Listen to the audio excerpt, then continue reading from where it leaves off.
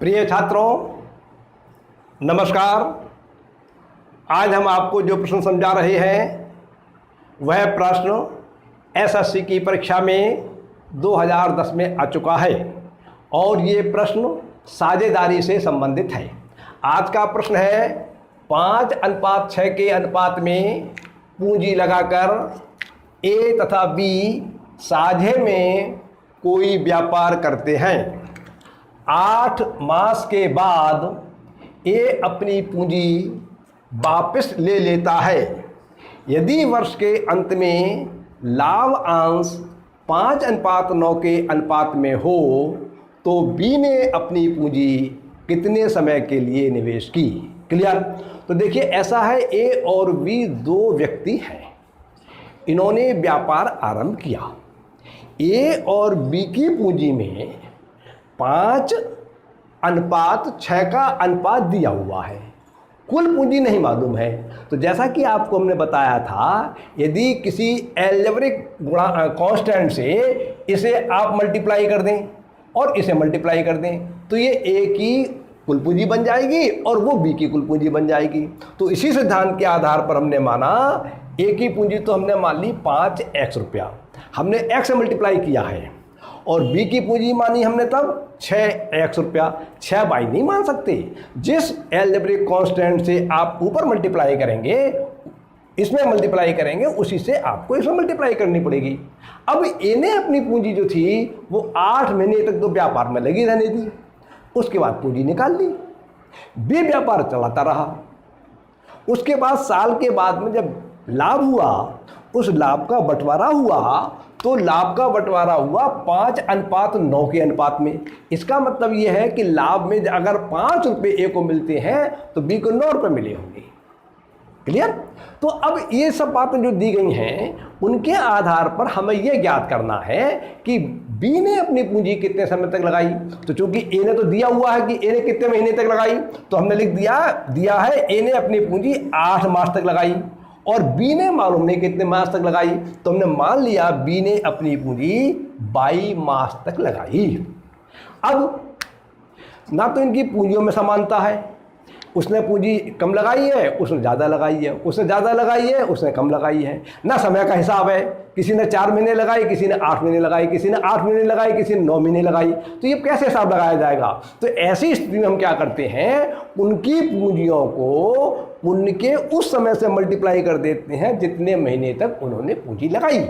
तो वो कुल पूंजी जो है वो 1 मास की लगाई हुई मान ली जाती है। जैसे मान लीजिए किसी आदमी ने 500 रुपये व्यापार में लगाई और 3 महीने तक लगाई, तो चाहे तो वो 500 रुपये को आप मान लीजिए कि 3 महीने तक लगाई, और चाहे आप मान लीजिए 500 गुणा 3 बराबर 1500 रुपये जो है वो 1 महीने के लिए लगाई। 500 रुपये 3 महीने लगाने के बाद जो लाभ प्राप्त होगा वह लाभ उतना ही मिलेगा जितना 1500 रुपये 1 महीने तक लगाने के बाद मिलेगा। क्लियर? तो देखिए, अब अगर इसका मतलब ये हुआ, अगर इस 5x को हम 8 से गुणा कर दें तो ये ए की पूंजी आ जाएगी 1 मास की, और 6x को अगर हम 22 से गुणा कर दें तो ये बी की पूंजी आ जाएगी 1 मास की। तो हमने लिख दिया, नियम यह है कि एक मास तक ए की पूंजी बटे 1 मास तक बी की पूंजी। तो इनकी पूंजियों में जो अनुपात है वही इनके लाभों में अनुपात होगा, यदि प्रश्न में और कोई शर्त नहीं दे रहा है तब। अगर कोई शर्त दे दिया अलग से कि इसको इतना मजदूरी के मिलते हैं, इसको वेतन के मिलते हैं, या इसको उससे लाभ का दूना मिलता है, तो वो फिर अलग बात रही।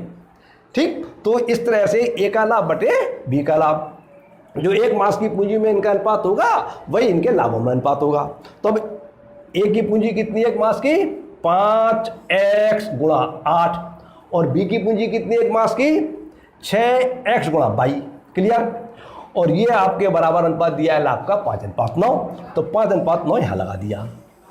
हमें इससे x y का मान निकालना है। तो देखिए, आपके इससे कैंसिल हो जाएंगे और ये आपको प्राप्त हो जाएंगे 40 बटे 5 40 बटे 6 भाई बराबर 5/9। अब y का मान निकालना है, तो कैंची की गुणा करने के बाद, समीकरण बनाने के बाद 2-3 लाइनें मैंने छोड़ दी हैं, वो आपको फल प्राप्त होगा। तो इससे y का मान निकल के आएगा 40 गुणा 9/6 गुणा 5। क्लियर? और इन 6 और 5 की हमने गुणा कर लिया, 30 आ गई। वैसे हम गुणा नहीं करते हैं, लेकिन इसमें गुणा करने में हमें आराम मिल रहा था, प्रश्न को सरल हो जाता है, इसलिए कर लिया हमने। 10 से काटेंगे 4 ही आ जाएंगे, 3 ही आ जाएंगे, 3 से इसको काट देंगे 3 ही आ जाएंगे, 3 तीनों। तो y का मान आ गया 4 गुणा 3 बराबर 12। इसका मतलब ये हुआ कि b ने अपनी पूंजी का निवेश जो था 12 मास तक किया, ये हमने लिख दिया। अब हमारे लिए विकल्प देखना है, तो विकल्प में हम देखते हैं 12 मास जो है वो डी विकल्प में है। ए विकल्प में तो 6 मास दे रहा है, बी विकल्प में आपके 8 मास दे रहा है, और सी विकल्प में 10 मास दे रहा है।